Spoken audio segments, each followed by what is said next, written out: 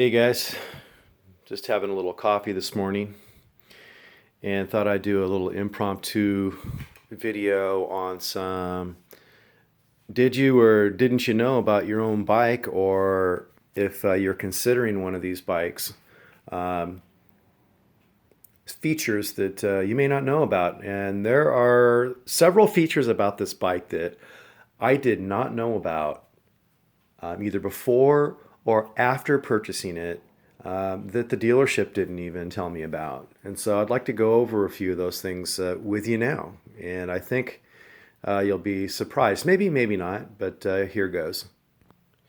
Did you know that your front brake and the brake system on the BMW is a what's called a semi-unified braking system? So in other words, if you apply front brake in almost all of the modes, I think with the exception of uh, user and slick, it actuates the rear brake as well.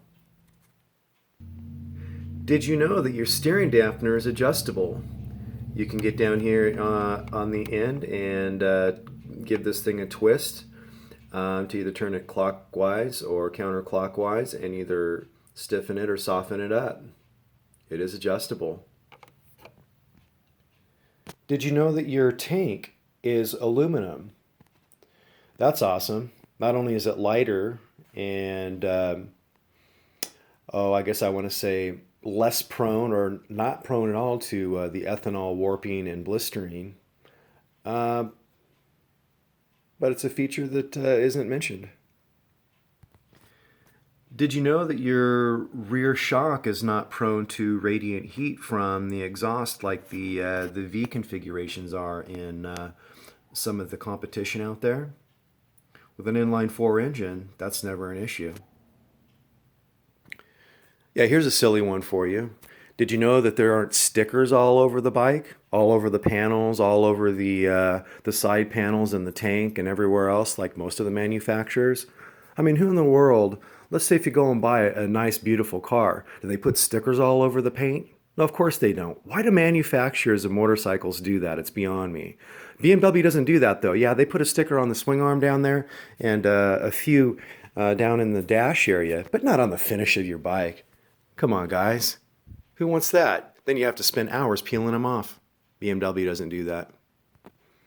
If you didn't already know, the BMW, you get the best of both worlds here. You get a great road bike and a great track bike. It has one of the most comfortable seats I've ever sat on. I don't know who designed this thing. They deserve an award just for that. I've never been on such a comfortable sport bike seat. I can ride on this thing for literally hours and I don't feel any effects in my groin. It's great. Awesome seat. Back to the tank.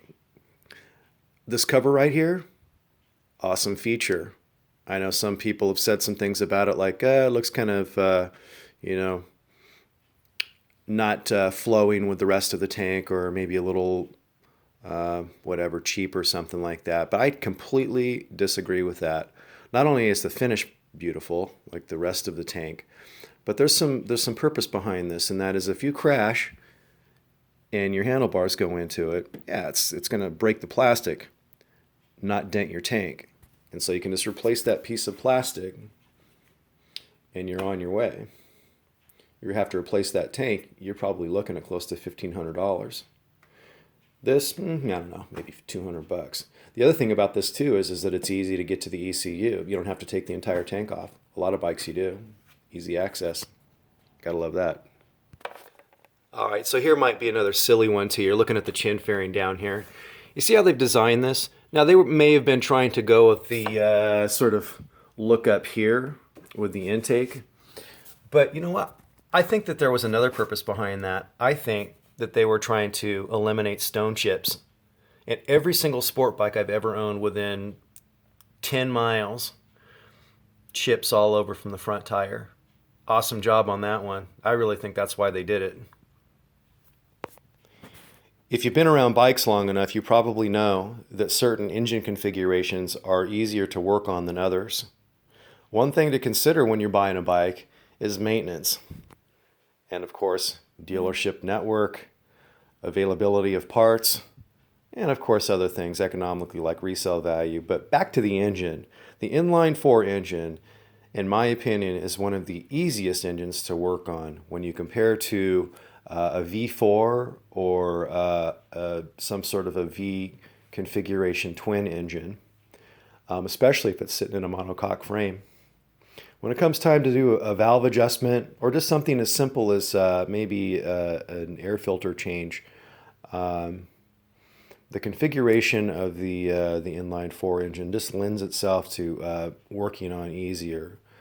All manufacturers have their specialty tools, and I've seen some interesting ones that you need to do a valve adjustment, say on a V4. Easier going though with an inline 4. Did you know that the gauge cluster has its own photo sensor to brighten or dim up the display for you automatically? Did you know that the rear license plate light stays on for about 5 to 10 seconds after you shut off your ignition? It's kind of like a car feature, I guess, but did you know? This one may seem a little trivial and not so important, but after all, it is a road bike. But did you know you can actually put a little bit of whatever you need, like maybe a wallet or something underneath this seat? There's a little bit of room underneath there, more than I've had on other bikes. Did you know it's pretty easy to shift your pattern around here if you want to for changing gears? Pretty easy. You got 2 different selections there, so if you want to go into the racing shift style, you can do that. I do believe it's called GP shift, but correct me if I'm wrong. Well, guys, just a few things to consider there. I'm going up on 7 minutes here, and I don't want to make this too long, but maybe another one later of some did you knows. But those are some things that I didn't know about that maybe you didn't either, and possibly something to consider as part of your purchase plan, or if you own one and you just didn't know. Guys, I'll see you.